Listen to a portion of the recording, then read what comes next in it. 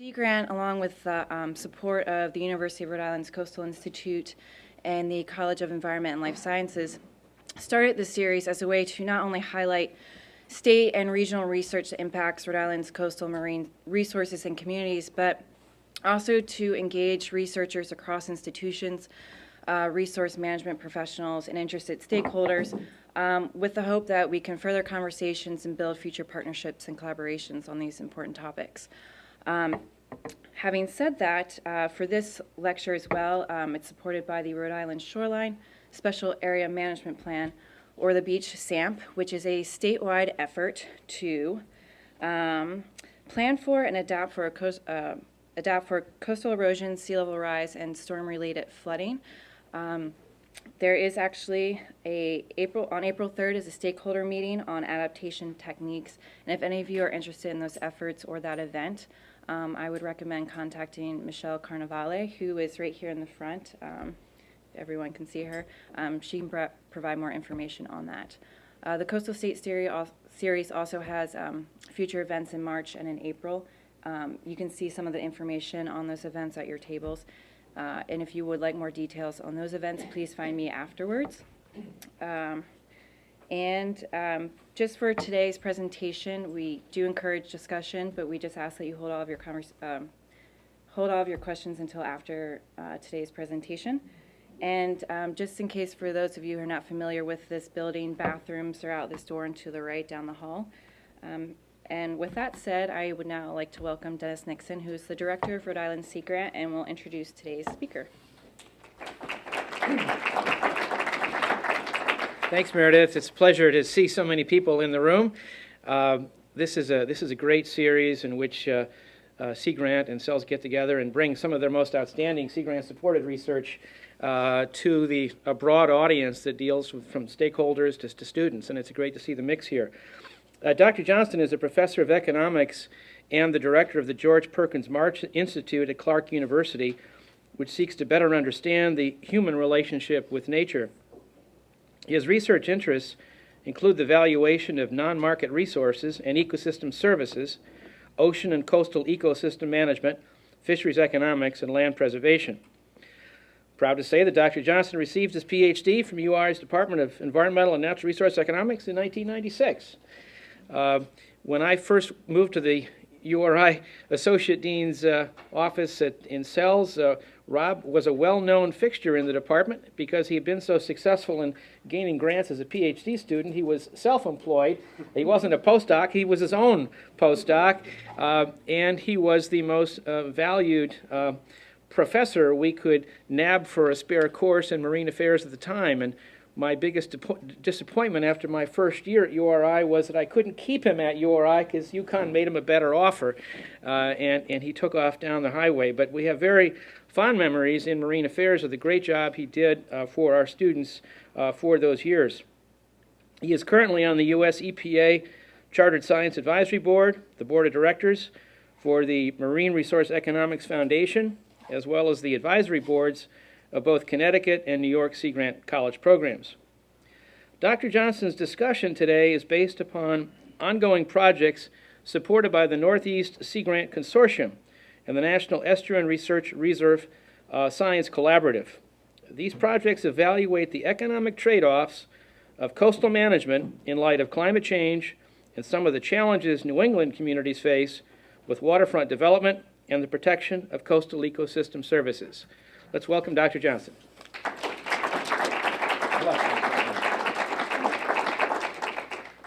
right. Okay, it's evening focus.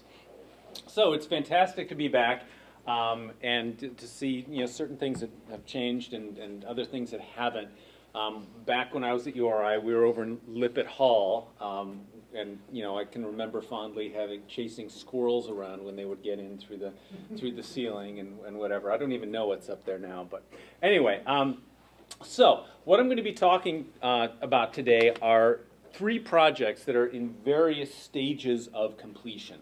One that is virtually done, one that has a little bit left to go, and one that is just starting.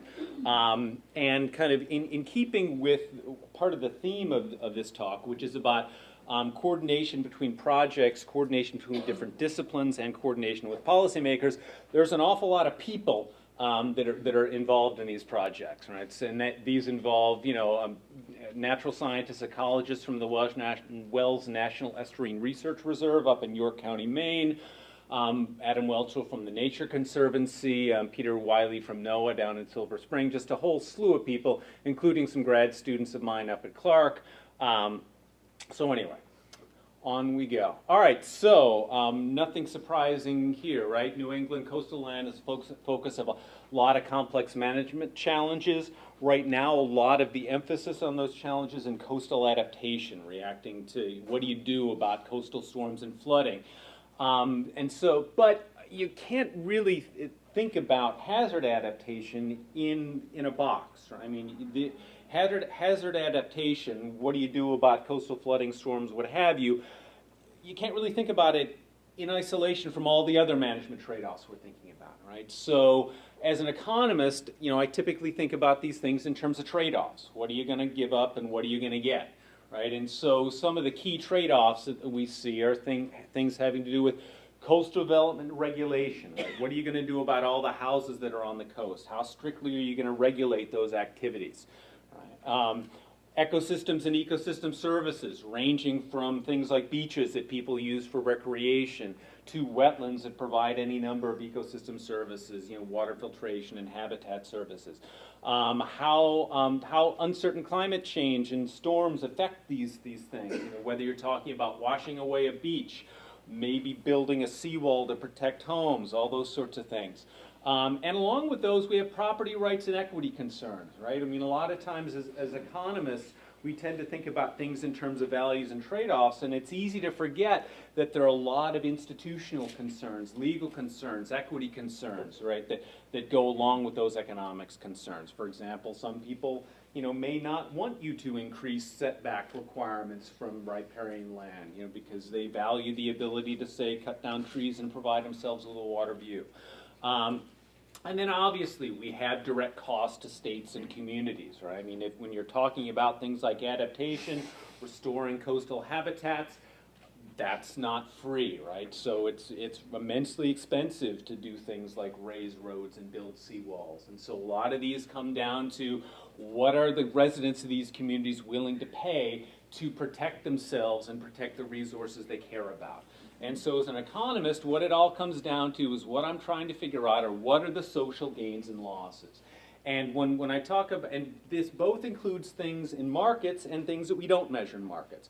The thing that I focus mostly on is what we call non-market economics. And that means values and benefits we get, things that we don't buy in the store, effectively. So things like ecosystem services, the value of having a public beach, the value of having a wetland. I can't go to Walmart and buy wetland habitat, but it's something that provides significant value to me. And so how do I balance the benefits provided by a beach that I go to for recreation, the benefits of having a wetland that generates an osprey that I like to watch flying around, what have you? How do I balance that against the increase in, say, a property value that might happen if I have a nice coastal view or something like that, right? That it's something I can buy.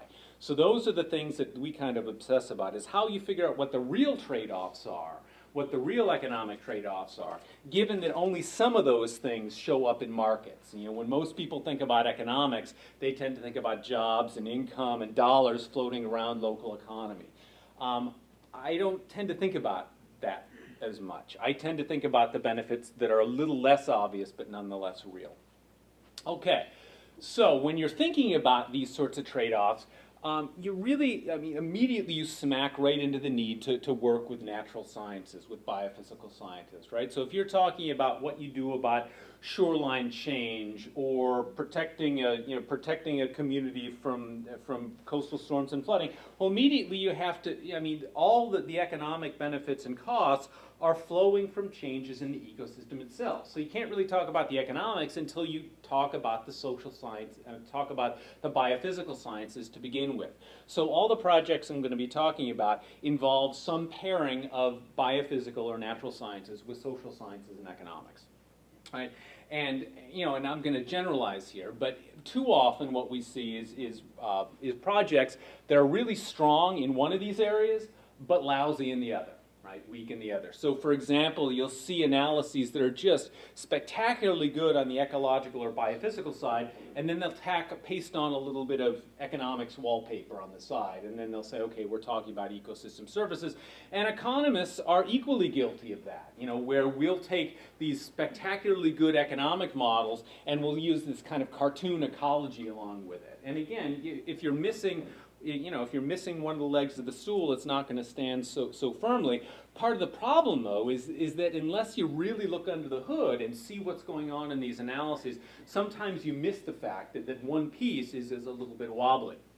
Right? So an example, if you look at, if you just Google economics, coastal adaptation, economics, climate change, what you're going to find is a whole lot of analyses that talk about damage and replacement costs, right? And basically what these do is they say, well, here, we've got a forecasted area that's going to be flooded. Let's take the total property values of all those homes and add them up, and that's your damage, right? And it turns out that to economists, that's not a very useful measure of anything. I mean, if you're an insurance company, maybe you care about it.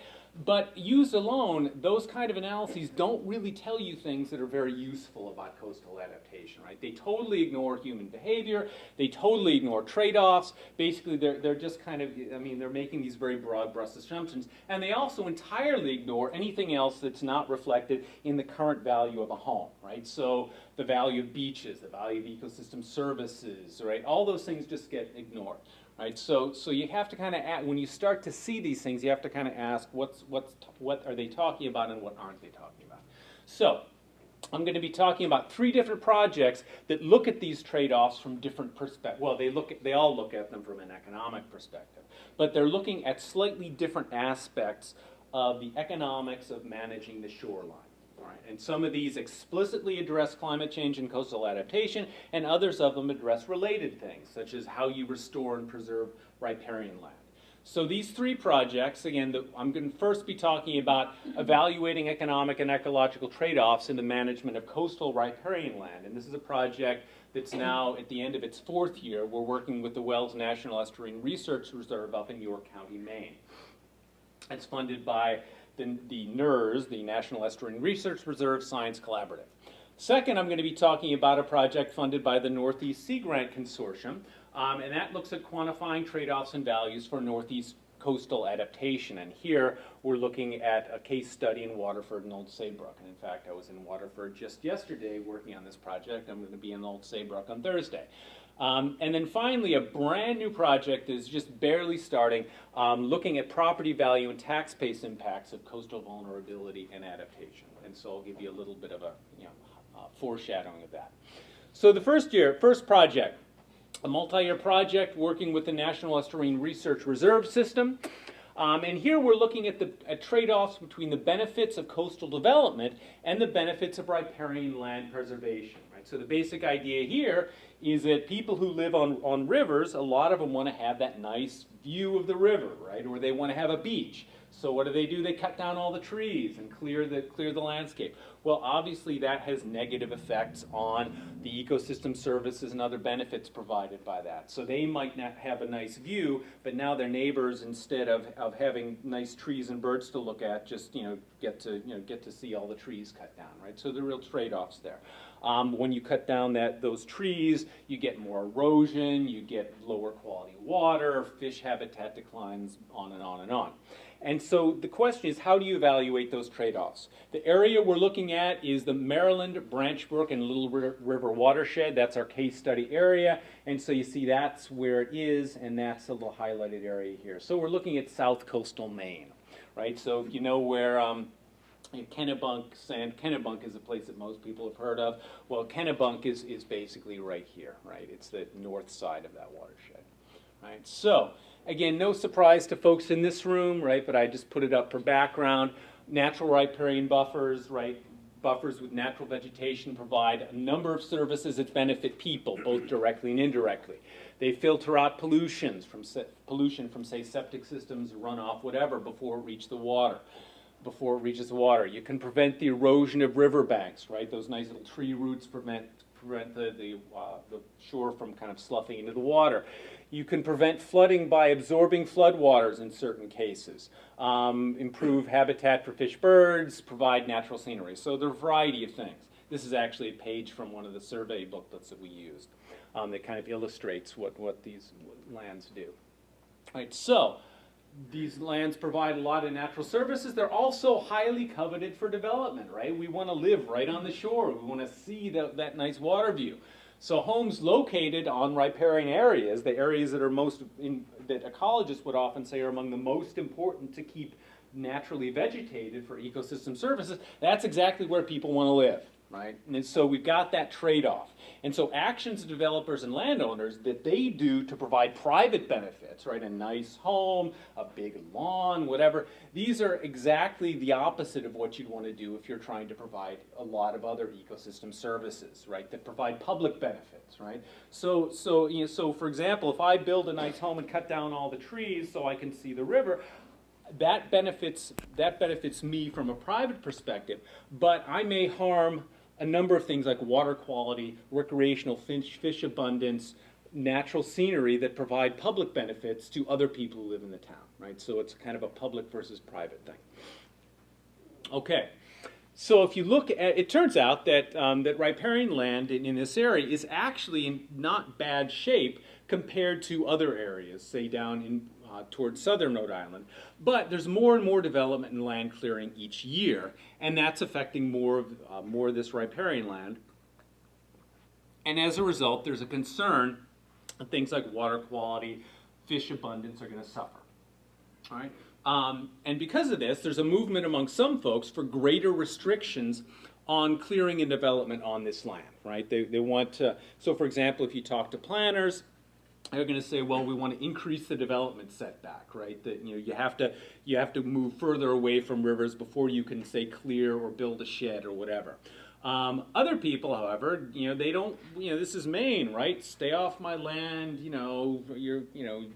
This is private land is really important.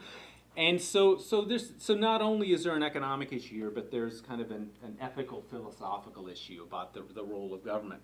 And so then the question is, how should communities, how can we balance the gains and losses to different groups? And this is what the project is about. So the goal of the project, initially, the first step is to identify what the primary ecosystem services are of these lands. Right? What is it about riparian land in this area that people care about, that they feel makes their quality of life better? Right? Second part is then quantify how those services would change if riparian land changed, right? And that's the ecological project component. And all those natural scientists that I listed on the title slide, they were involved in a whole lot of ecological data collection and modeling, trying to figure out, looking, for example, at water next to riparian land that had been cleared versus water next to riparian land that had various increasing levels of forestation. What does that mean, for example, the fish that they sample and the water quality that they sample, right? So trying to actually figure out those ecological linkages so you can then build the economics on top of it. Then the economic component says, okay, what are the benefits and costs, or what are the trade-offs of those changes, right? So we're kind of building up from the bottom. Right? And then from there, what we do is we use that information to evaluate the trade-offs that are involved in saying, okay, are we going to, say, spend some money to restore some riparian land that's been cleared, or are we going to increase the setback between rivers and allowable clearing or development? Right. And as part of this project, we're also working pretty closely with stakeholder groups, effectively to promote dialogues around these, right? It's not as if these results are going to tell you this is exactly what you should do, but it's going to provide economic and ecological information, which then we're going to hand over to the stakeholders and help to kind of spark the dialogues along these trade-offs. And what we found is that we're actually discovering some really interesting patterns and values that nobody expected. And that's what's kind of fun. And so I'll show you what some of those are later, but it's actually quite surprising in terms of, for example, how people react to additional regulation of private land. Okay, so the way the economic component of this project, right? So there's a lot of project ecology in terms of quantifying these effects that I'm not going to talk about. I mean, it's in the background, but since I'm an economist, I'm going to let the ecologists talk about that. But building on that, the economic part of this is the way we're going to actually estimate our numbers is based on something called a policy choice model. They're also just called choice models. And effectively what we do is we set up a bunch of what I think of as multi-attribute referenda, right? Where we give people choices, we give people the opportunity to vote for different types of policies or changes that would affect riparian land in their area in different ways. I'll show you an example in a minute. These questions mimic public votes, right, except they provide a lot more detail. So we tend to think about things like, well, very frequently we might go into our town voting booth and vote for, say, an open space bond, right, where it says, okay, would you, we're going to take $5 million to preserve farmland in your local town. This will be the effect on your mill rate, on your tax bill, and then you decide, am I going to vote for it or not, right? So these are the same idea, except that unlike a public referendum where you really don't know what you're going to get, right? You just say, well, we're going to spend $5 million, but you don't know how much land you're going to get, Here we provide biophysical information on exactly what they are going to get. So we can look at how people would vote for different programs at different costs that give them different types of ecosystem services.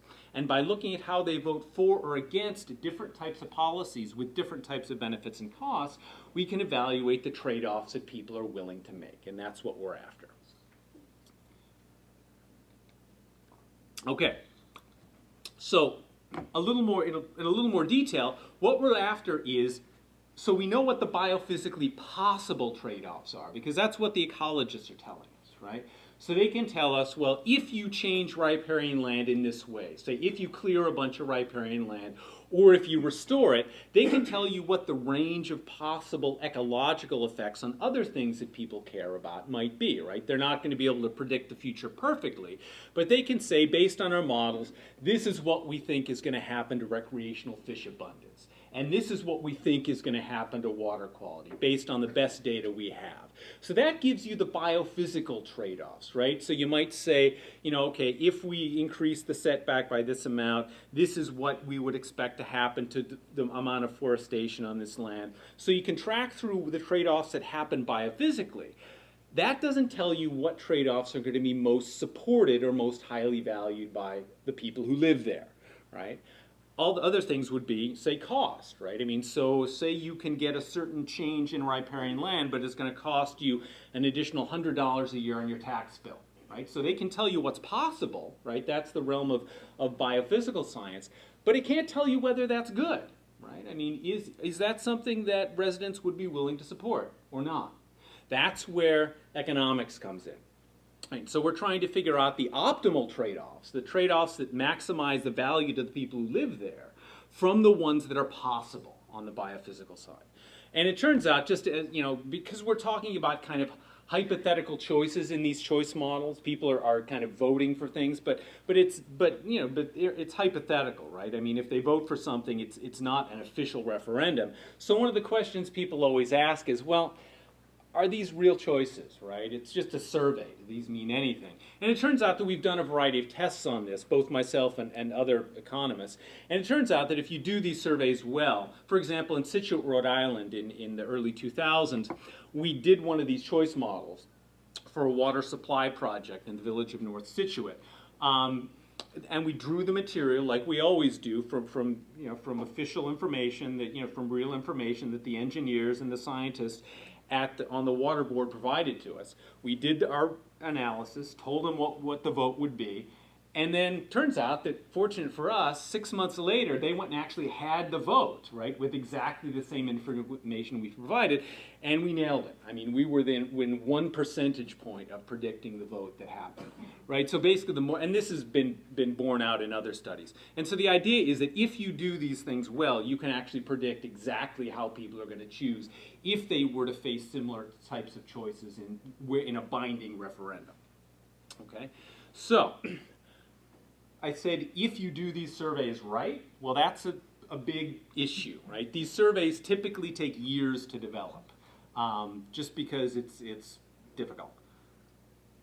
So the first part is lots of coordination between the natural scientists and economist, me, the graduate students working with me, because we have to figure out how to link up the stuff that the biophysical scientists and ecologists are predicting with the things that people value. They're not always the same, right? So the ecologists might say, well, we've got this great aquatic ecological condition index that's defined based on aquatic macroinvertebrates, right? And you can go, and you can go to a person and say, I've got this great scale of aquatic macroinvertebrate health, and people will kind of go, great, right? And so it's not always obvious how you link up these measurements that ecologists are making with the things people care about. You can do it, but it takes a lot of work.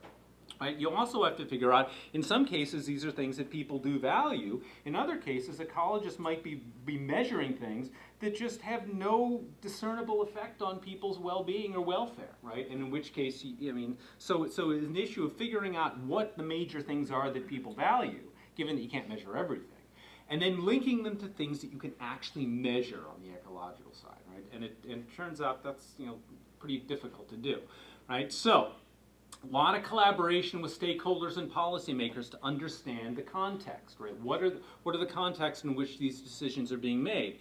Then you have lots of focus groups and interviews with just regular old residents, right? That you recruit using Craigslist, or you hire a focus group recruiting firm to pay folks $75 to come in and sit around a table with you, and you talk to them about their town, about rivers, about things that things they value, and you try to figure out what is it that really is important to them, right? And if they had to make these trade-offs, what are the kind of things that really drive their decisions, right? What are the things that provide value to them that they might not necessarily be able to buy?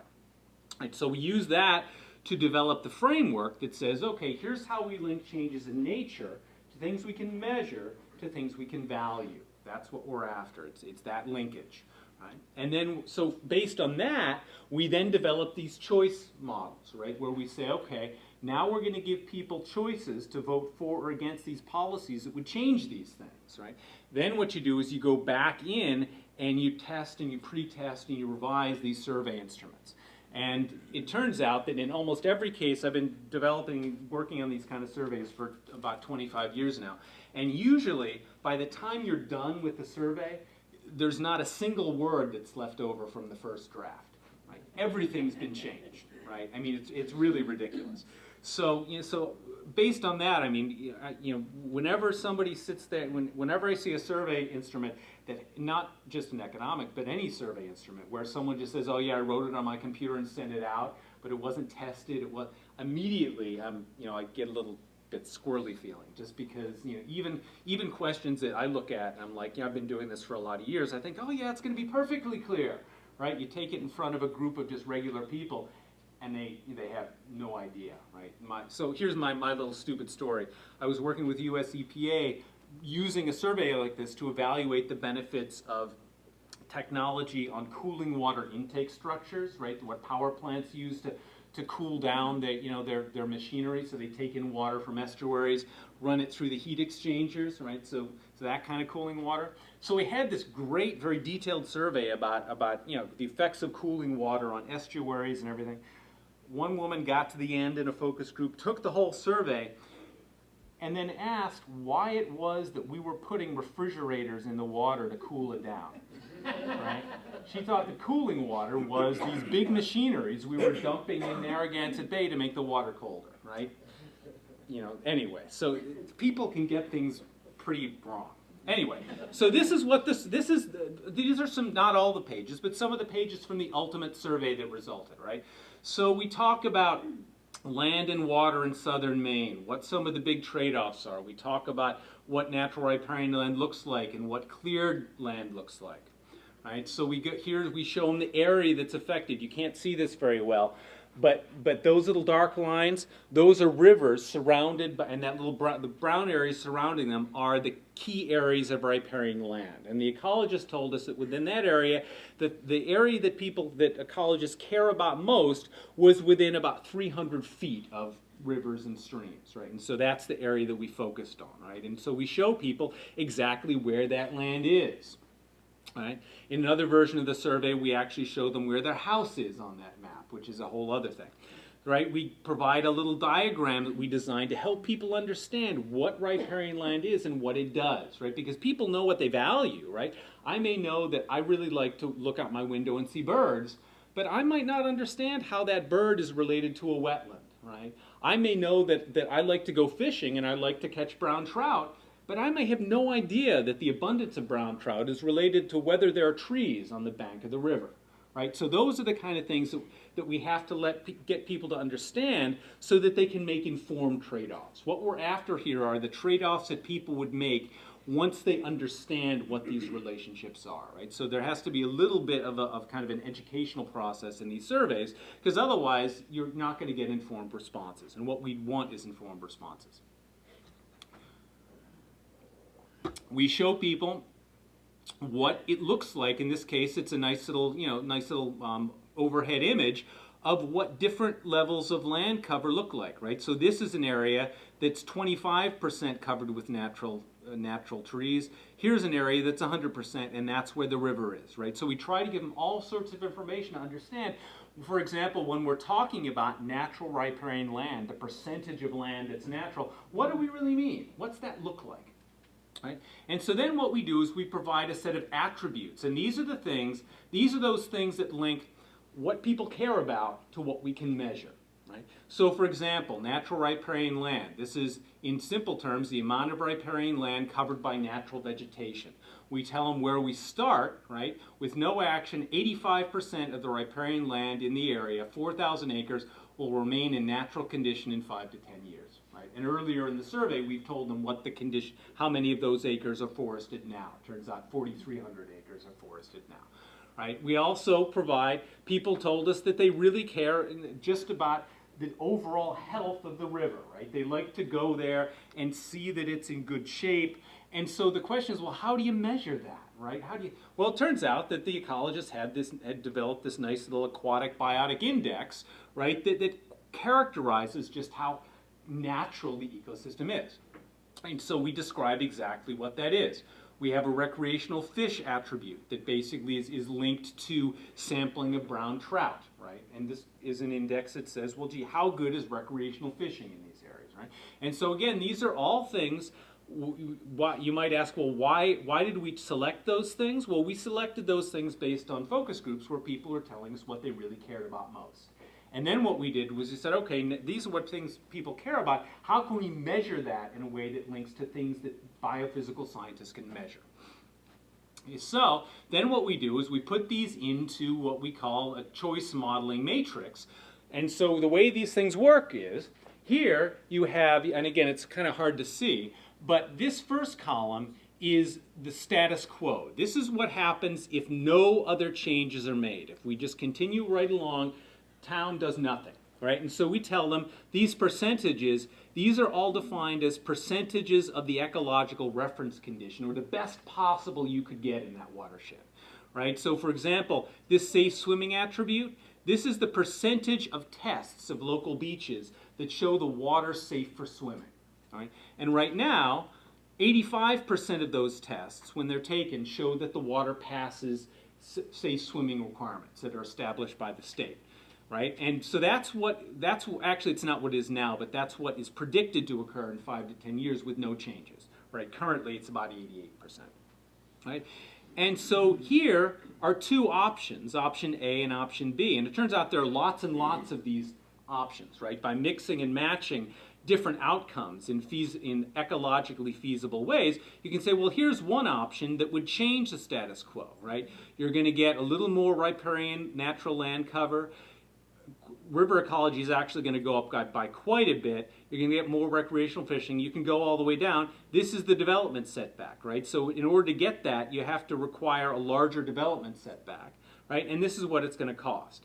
Now, the way we come up with these is we have a feasible range of what outcomes can happen, and then we have an experimental design that mixes and matches these so that we can figure. So when people vote for example, in the real world, a lot of these things move together, move in concert, right? We have to break that correlation a little bit in these hypothetical choices, because otherwise if people choose an option, we're not sure why they're choosing it, right? If everything moves together, right? So for example, if in all the options that people choose, riparian land gets better, river ecology gets better, fish get better, everything gets better. People choose it, but we don't know why. Is it because of the land? Is it because of the fish? So we have to break that correlation, right? So what we do is we start out with reasonable ranges for these attributes, and then we mix and match those attributes according to an experimental design that allows us to get the most possible information from responses to each question. What this generates in this case was 72 different questions. We break those up into individual survey booklets with each respondent answering 3 questions. Right? And so and then you send those out to 1,000 people, you get responses, and by looking at how people vote over all, this is just one possible question, you can look at the trade-offs they're willing to make, right? So some of these are going to be better for certain things, others are going to be better for other things, and then before we send the survey out, we then have to go through an additional screen to make sure that all of these are ecologically possible, right? Because we don't know the future, right? But we have to make sure that at the end of the day, we're providing options that could really happen, right? Some of them might be really likely, others of them might be less likely, but we can't put something up here that's just unrealistic, right? Because if we put up fake choices, fallacious choices, you're getting people's choices over things that are impossible, and that obviously can't give you good information. So what you have is we have dozens and dozens of these. Each person answers 3, and by looking at how they vote over each of these things, you can evaluate implicitly the trade-offs that they are making, right? So for example, if I vote for option A here, I'm telling you that I'd be willing to pay $45 extra for these changes here, right? And I prefer that more than option B, right? And so what you do, you can see why this requires a whole lot of pretesting, because that's a pretty complicated little thing here. And so the first thing that people say is, boy, can people really answer that? And it turns out that they can, right? But that's why this survey took us 3 years to develop. So experimental design, I just talked about that. Basically, that's the mixing and matching of these attributes levels. We have 3 survey versions. I'm going to talk about the Maine version. I'll talk briefly about the geocoded version in a minute. The Maine version is effectively the primary version that gives us the values that we want. These other versions are designed for kind of hypothesis testing for more methodological purposes. Dillman design method, it basically is a systematic method to remind people a lot of times and pester them until they return the survey, right? You give them a preview letter. 3 days later, you send them the survey packet with another letter. Then you give them a postcard. Then if they don't respond, you send them a second survey, blah, blah, blah. We just finished implementing the survey over a random sample of residents, oversampling residents of the watershed itself, just to make sure we had a lot of people who lived in that area. And of just shy of 4,000 surveys, counting for those that were undeliverable, this was a mail survey, we got a response rate of 33.6%, right? So that's not bad for a mail survey these days, right? And that's actually quite a good thing, because what that means is that, if you have a bad survey, if it's not something that people understand or they don't care about, well, you're going to get like a 2% response rate. Also, the fact that we're getting a 33% response rate means that we're probably getting a pretty good sample of people, as opposed, again, if you get like a 2% response rate, you have to worry, well, gee, am I only getting responses of environmentalists or something like that, right? And so we do very much care about the representativeness of our survey. This is the technical details of the analysis, which I'm not going to spend much time on, except just to say that basically what we're doing is we're modeling the choices that people make as a function of the values of those attributes. For example, recreational fishing, which is that recreational fish attribute. Land nat, which is the riparian land attribute, right? So basically, we're modeling the choice that people make as a function of all those changes, right? And for the results for the ecological attributes, just remember that those are per percentage point. You can model it in terms of cardinal changes like per acre or per fish, but the problem is that when you're comparing things like land and fish, it makes it hard to really visualize what those mean. So we normalize all these in terms of percentage point increases. So this is just an example of what you can take out of the model. So what these are each of the attributes in the model: riparian land, the river ecological condition or ecological health index, recreational fish abundance, number of safe swim tests, or the number of beach tests passing water quality safety guidelines, setback in feet, right? And enforcement. This is a 0-1 dummy variable indicating that there are now there's now greater emphasis on enforcement and inspections of violations on private land. This was a big issue in that area. Do we allow town inspectors do we allow them to go on private land without having a violation reported just because they suspect that there may be a violation of riparian regulations? It's kind of a hot button issue. And so what you can get, so again, this is, I've denominated these in dollars. You can look at direct trade-offs between attributes if you want.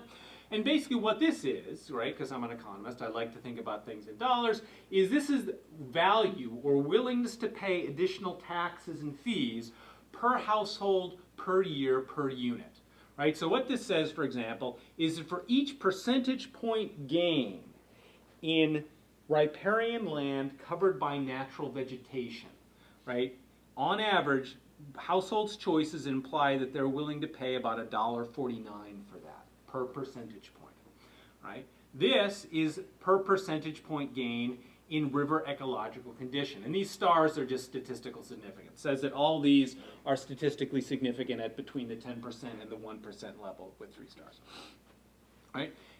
And so what you can do here is you can start to see what people value most, right? And here, per percentage point gain, the things that gains most traction with people, and this kind of makes sense, is swimming safety, right? People really value knowing that they can go to a local beach and swim safely. The challenge is that the link between riparian land and water quality on the beaches is really indirect and tenuous. So you have to make a pretty huge improvement in riparian land to get even a small change in those swimming safety tests, right? In fact, the ecologists can't find any link at all at the level of naturalism that we've identified, right? So it's not just what people value, but it's ecologically what is possible. So now you start to see how those things tie together.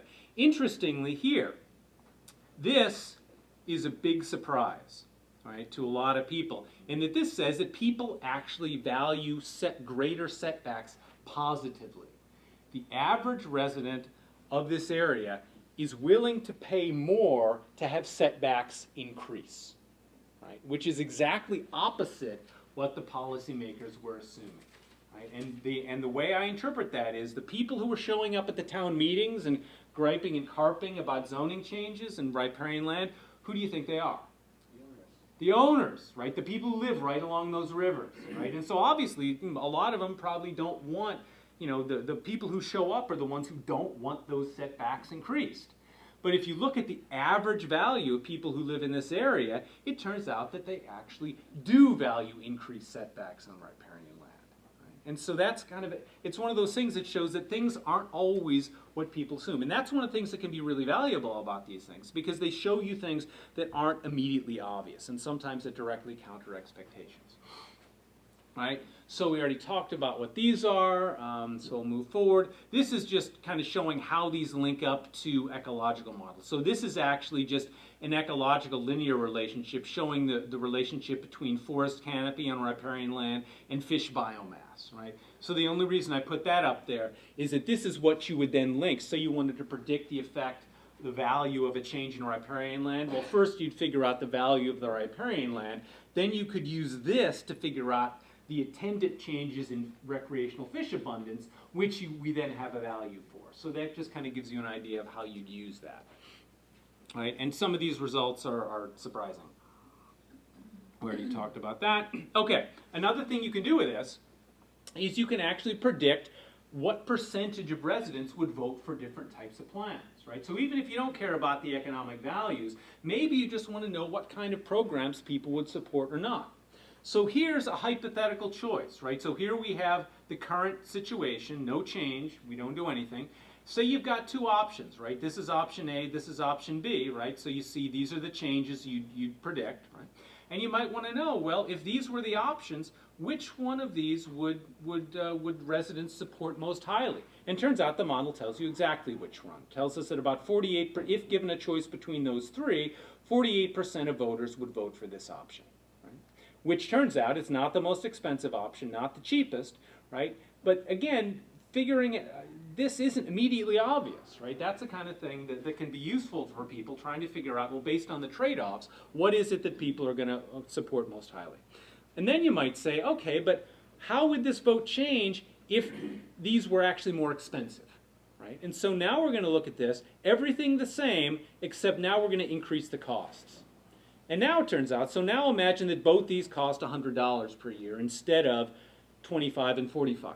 Now all of a sudden, if costs go up, now people vote for no new policies, right? And so now, so using these results, you can start to see, well, you know, now you're thinking, well, gee, we've got this riparian land policy. It's going to cost X much.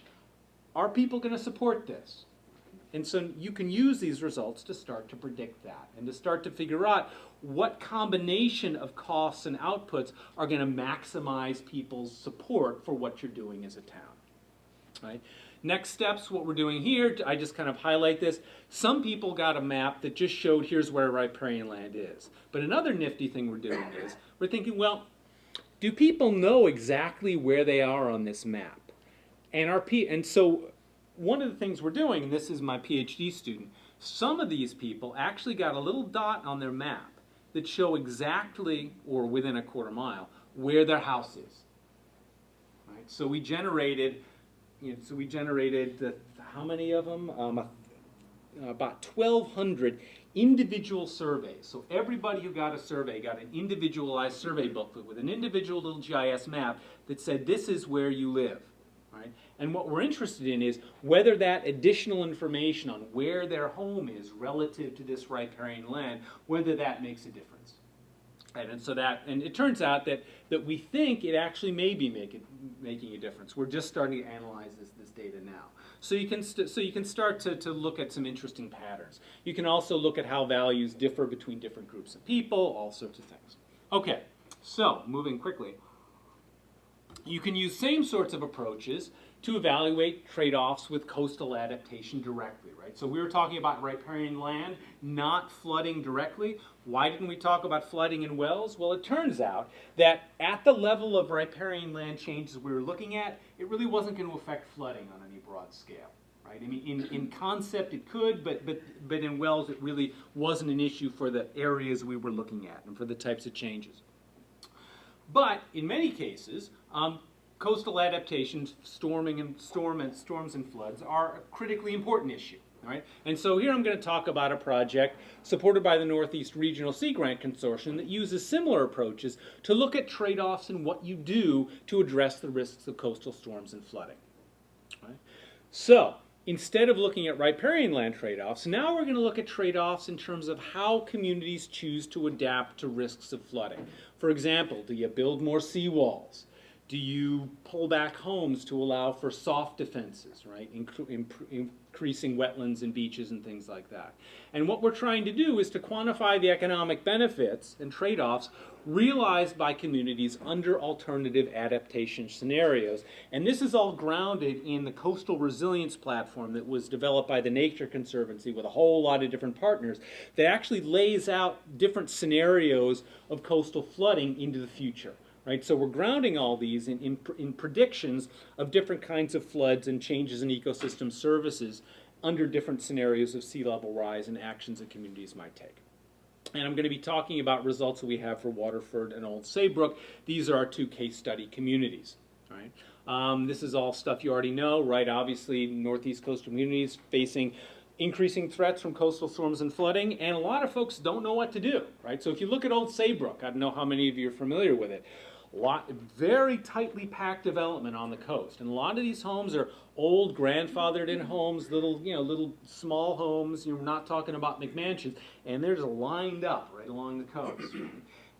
About 50% of those homes, according to forecasts, if you had a Category 3 storm in 2025, half the town's residents would be flooded. Right? And so this is a pretty big deal. And if you talk to folks in the town, they kind of shake their head and go, boy, we have no idea what we're going to do. I mean, it's so challenging. How do you make, it's not, I mean, obviously they thought about it. I mean, these are smart people, but it's just such a challenging set of trade-offs when you've got such large flood risks, right? And so a lot of these trade-offs, I mean, if you have communities with densely packed waterfronts, boy, those are really hard trade-offs. I mean, what do? Do you let the homes be flooded? Do you pull them out? I mean, it's so these are difficult trade-offs, and evaluating them again, you're dealing with both biophysical and socioeconomic dimensions, right? Some of the challenges in terms of developing regionally applicable approaches, because the purpose of this project was not just to look at those two communities, but to provide a general approach that could be provided, that could be used elsewhere. And one of the challenges is that although there's certain similarities in the Northeast, there are also a lot of differences, right? Patterns of adaptation values, of adaptation effects vary quite a bit depending on what you're looking at, depending on the type of community you're in. So the type of trade-offs you might be looking at, say, in New Hampshire are very different than the type of trade-offs you might be looking at, say, if you're in Bridgeport, Connecticut. Right? Now, we're not going to be looking at things that are, differences between kind of densely urban and rural. But what we are looking at is Old Saybrook and Waterford. And these are really neat communities for two reasons. First, they're very close together, right? That most of you probably know that. Second, they're very different in terms of the trade-offs they're looking at. So for example, here are two maps. This is Old Saybrook. That blue area, that's predicted flooding under a Cat 3 storm in 2020, right, with medium sea level rise. See all those little homes? It's a little hard to see, but so Old Saybrook, this is a typical scenario here where you've got lots of homes that are flooded, all right, and very dense development right along this. This is the point, right? Waterford is very different, right? Here, notice that along the shore, this is beach and open land, right? The homes tend to be set back a little bit. And flooding often occurs in these undeveloped areas, right? So even though you have flooding in Waterford, under the status quo, like what if nothing happens, we predict somewhere in the range of about 7% of the town's homes would be flooded. Under the same scenario, that would flood 45% of Old Saybrook's homes, right? So very different scenarios. Right? Again, we're using the same approach here as we did in the prior project, these kind of policy choice models to value trade-offs. Same process. You start with focus groups and interviews with lots of residents to figure out what are the things that really drive them. What is it about their town? Right? And the interesting thing here that we'll talk about later is it's not necessarily what you think about from listening to the media and radio reports and listening to town meetings. If you think the standard line is that, boy, all people care about is protecting homes from being flooded. That's all drilled into our heads. If you actually talk to people, right, particularly the people who don't live right up on the water, it's not the homes that are driving them. I mean, sure, they care about homes, but it's things like, well, what's going to happen to Town Beach where I take my kids, right? Or I don't want our whole coastline to be armored, right? I want to have those natural areas that make my town what it is. Those are the kind of things that really drive what people care about, and in a lot of cases what they're worried about. Obviously, if you've got a home that's about to be flooded, that's important, but it's not the only thing.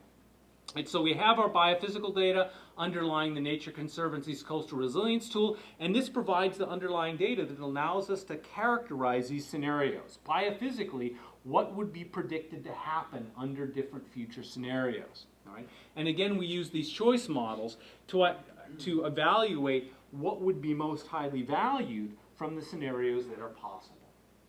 Right? This is some flooding in Waterford under Storm Sandy, by the way. Notice the date, 10/29/2012. And so again, we have had a set of initial focus groups and meetings from October 2012 to January 2013 to identify what the key trade-offs were to residents. Right? We use that to develop the initial choice models. The attributes that came out over and over again as being most relevant to people's welfare, the things that they care about most. First, obviously, homes are important, right? Homes vulnerable to flooding, but also net loss or gain of natural habitat, such as tidal marshes, very important to a lot of people. Beaches and dunes, very important. I mean, that really drives people's sense of community, their community character. They use them for recreation. The extent of coastal armoring. Most people view the benefit, I mean, they realize that coastal armoring is important to protect certain things, but all else being equal, they don't like to see lots of seawalls. They would prefer not to, right? So there's a trade-off there. Cost is obviously important. And then there's also the role of uncertainty, which we're kind of trying to get at. In other words, is it more, what about the home? I mean, homes are at different levels of risk, right? There's some that are right on the water. They're going to flood no matter what happens. But then there are other homes that are further up, right, that aren't going to flood maybe in a Cat 2 storm, but probably in a Cat 3 storm. Do people view those differently? I mean, is that something, you know, are they willing to let the high-risk homes go but really want to protect the lower-risk homes or not? Is a home a home, right? Those are the kind of trade-offs that we're thinking about. Right? So again, we model these future scenarios. The mid-2020s, 2025 was established as the year of where we're doing the analysis. In other words, and the reason we picked that is it's far enough in the future that changes could occur, right? So for example, if we're talking about the town building another, 5 miles of seawalls, that's obviously not going to happen tomorrow, right? It's going to take some time. But if we go too far into the future, then people just view it as, well, look, you're looking at 2075. I'm going to be dead by then, right? So it's a good, happy medium. And again, we use coastal resilience to develop scenarios. Again, we mix and match those outcomes to create our choice scenarios. Okay, and again, this is what the survey looks like. I want to kind of go a little bit rapidly through this because it's 5 o'clock already. So again, just like our prior choice model, we lay out the basic idea, right? Why people care about, or what are the issues with coastal storms and flooding. This is background for almost everybody. People in these communities know about it. However, this is not necessarily background, right? So hard defenses, what are they? What are the advantages? What are the disadvantages? And importantly, why is it that if you build a seawall, you can either have positive or negative effects on things like beaches and wetlands, depending on, because that's something that isn't immediately, to an ecologist, it's immediately obvious. But to a resident, saying, well, gee, if I build a seawall, I'm going to lose my beach. So, I mean, when you explain it, it makes sense, right? And if you talk to people in our pretest, they'll say, oh, yeah, I get it. So a wave hits the seawall, and it deflects that energy, and that's got to go somewhere, and so it washes. I mean, they understand it, but you have to explain it to them. Otherwise, it's not immediately clear. So we talk about, what are the trade-offs? What do you get with hard defenses, seawalls and bulkheads? What do you get with soft defenses, right? So soft defenses, maybe not quite as effective at protecting homes, but along with the defenses, you also get ecosystem services, such as 19 to 24 bird species per acre, things like that. So again, trying to help people understand what the trade-offs are, right? The future risks. So we show them a map. This is where the flooding is predicted to occur in Old Saybrook under a Cat 3 hurricane in 2020. So we show them, this is where we're looking at. We also show them in red, you can't hardly see that, but where the current coastal armoring is, so they know where it is. And we also then lay out our attributes here. Again, these are linked to coastal resilience and other data, right? So this is the number of homes that we would predict to flood as a percentage of all community homes. Number and percentage of wetland acres lost. Beaches and dunes lost, again in percentage and acres. Miles of seawalls and coastal armoring and cost. We also have versions of the survey that lay out different risks, talk about how often different storms of different intensity have occurred, and ask them what their subjective risk, what do they think is the probability that a Cat 3 storm is going to happen by 2025. In other versions of the survey, we actually tell them what the objective probability that climate forecasters and weather forecasters use. So we're looking at how risk information affects responses. And in some versions of the survey, we also split out homes, right? So here are high-risk homes. These are homes that are going to be flooded in a Category 2 storm, most likely. This is another set of homes that won't flood in a Category 2 storm, but are expected to flood in a Category 3 storm. So we're looking at asking, do people view protecting these two homes differently? Okay.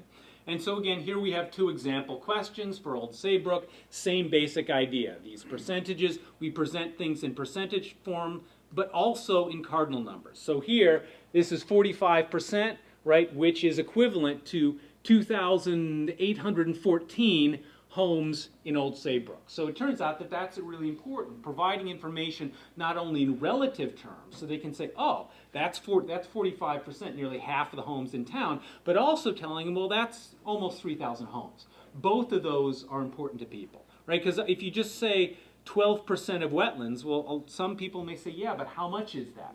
Well, it turns out that 12% is 60 of 409, approximately 60 of 497 wetland acres that are currently in town, right? So and how do we decide what information to present? Well, this is the kind of thing that we go into focus groups and they say, well, gee, have you we ask, have we given you enough information to answer this, confidently? What else would you need to know? Blah, blah, blah.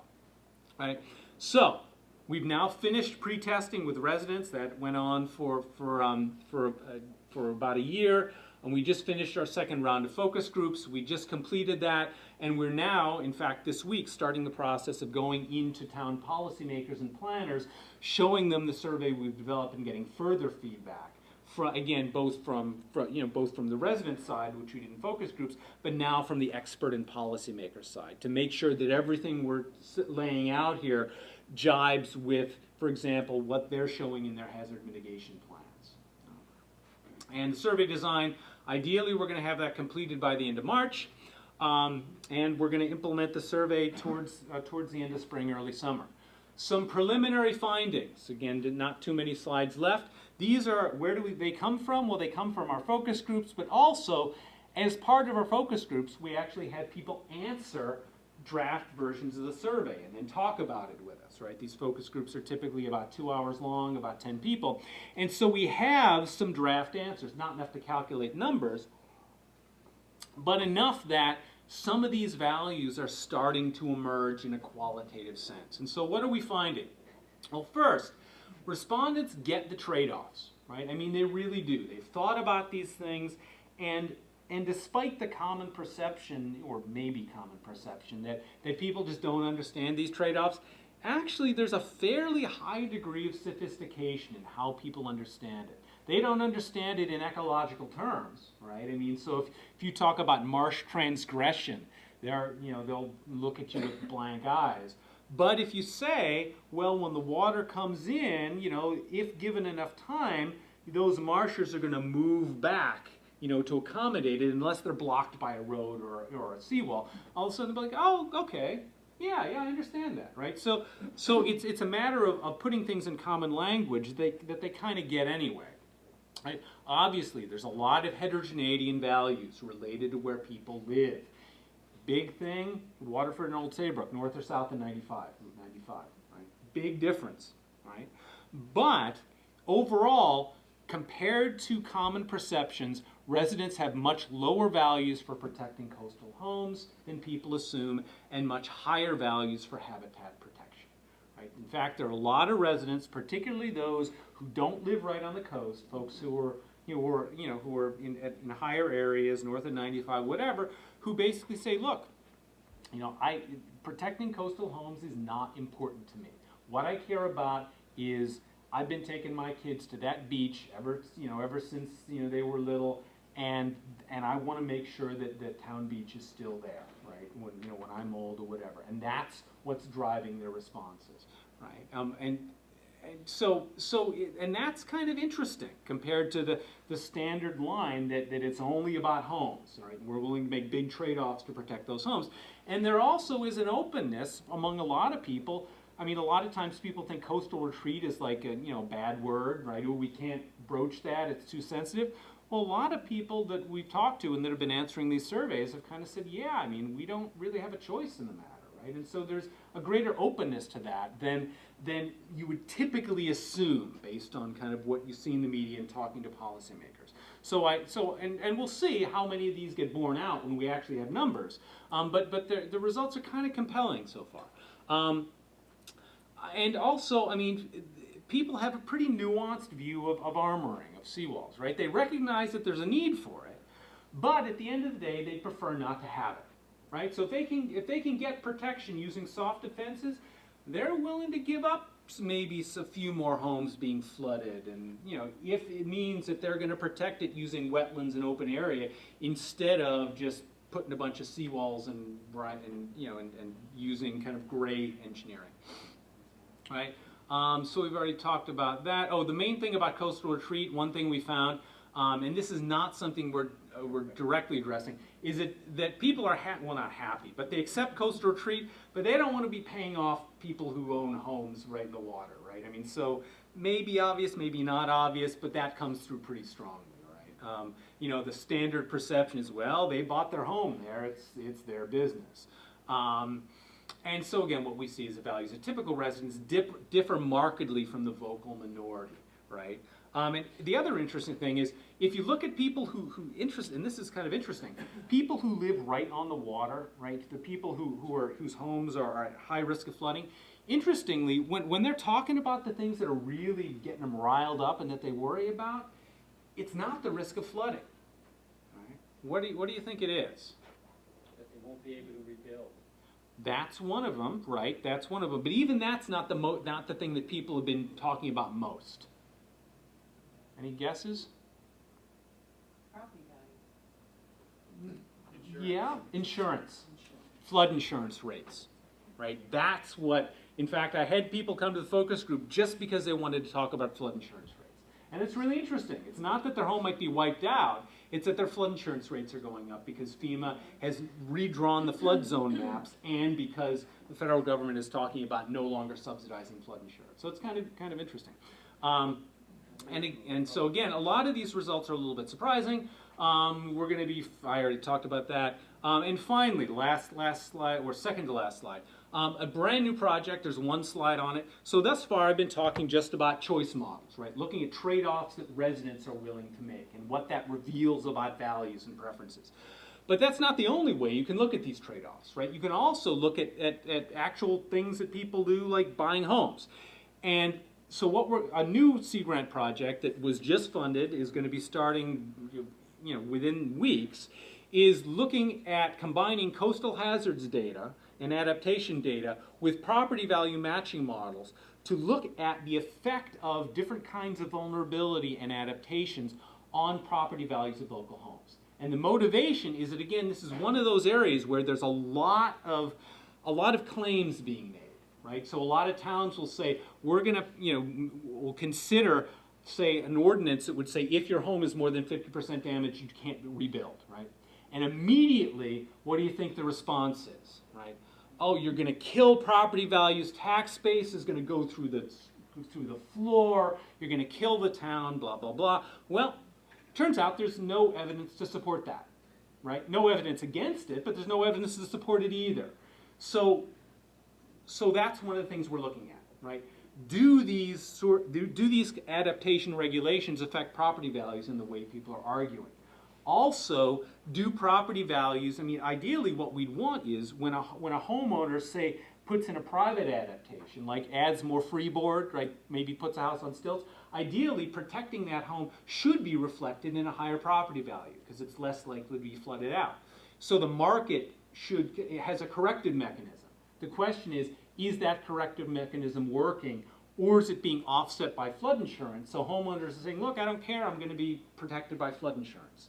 So those are the kind of questions we're going to be answering as reflected to the homes that people are actually buying and selling. Right? So this is a project that's just starting. Partners include Virginia Tech, again, the Wells NERR, Great Bay NER, White Bay National Estuarine Research Reserve, and again, the Nature Conservancy.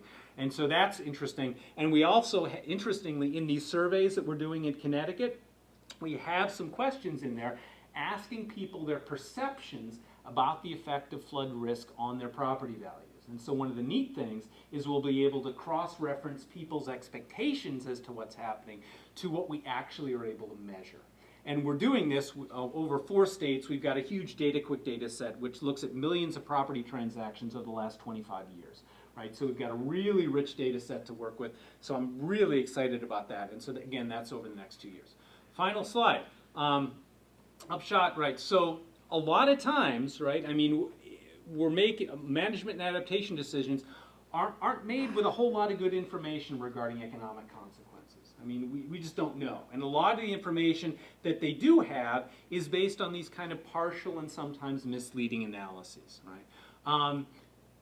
And these issues are particularly important for coastal adaptation, right? And if you look, again, broadly across New England, despite the fact that people are constantly talking about the economics of adaptation, there really is a lack of information on broader economic trade-offs.